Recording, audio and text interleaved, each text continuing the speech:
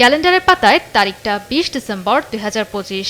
মহাকাশের বুকে নতুন মাইলফলক গড়ল মার্কিন উদ্যোক্তা জেফ বেজোসের মহাকাশ সংস্থা ব্লু অরিজিন। প্রথমবারের মতো হুইলচেয়ার সহ মহাকাশে পাঠানো হলো শারীরিক প্রতিবন্ধী জার্মান মহাকাশ প্রকৌশলী মিখায়েলা বেনথাউসকে। শনিবার স্থানীয় সময় সকাল ৯টা ১৬ তিনি নিউ শেপার্ড রকেটে যাত্রা করেন, অতিক্রম করেন আন্তর্জাতিকভাবে মহাকাশের সীমা হিসেবে স্বীকৃত কারমান রেখা। যাত্রাটিতে তার সঙ্গী ছিলেন জোই হাইড, হ্যান্স কনিক্সম্যান, নীল মিঞ্চ, অ্যাডোনিস পুরৌলিস ও জেসন স্টেনসেল। অনেক সময় স্বপ্ন সত্যি হওয়ার সম্ভাবনা কম থাকে, কিন্তু কখনো হাল ছাড়া উচিত না। আমি আজ নিজেকে খুব ভাগ্যবান মনে করছি। ২০১৮ সালে মাউন্টেন বাইকিংয়ে আঘাত পান মিখায়েলা।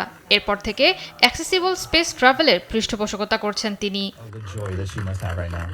অভিযানটির নাম রাখা হয়েছে NS-37, যা ব্লু অরিজিনের ১৬তম suborbital space tourism launch.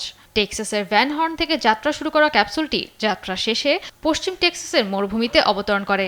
যাত্রাটি প্রায় ১০ মিনিট স্থায়ী হয়। পুরো যাত্রায় মিখায়েলাকে সহায়তা করেন তার বন্ধু ও স্পেস এক্সের প্রাক্তন নির্বাহী হ্যান্স কনিক্সম্যান। মিখায়েলার সাহসিকতার প্রশংসা করেন নাসার পরবর্তী অ্যাডমিনিস্ট্রেটর জারেড জ্যাকম্যান। মেরুদণ্ডে আঘাত সম্পর্কিত গবেষণার জন্য উইংস ফর লাইফ সংস্থার তহবিল সংগ্রহে মহাকাশ যাত্রার অংশ হন ইতিহাস সৃষ্টিকারী এ নভোচারী। জয়া সরকার, নিউজ ডেস্ক, দেশ টিভি।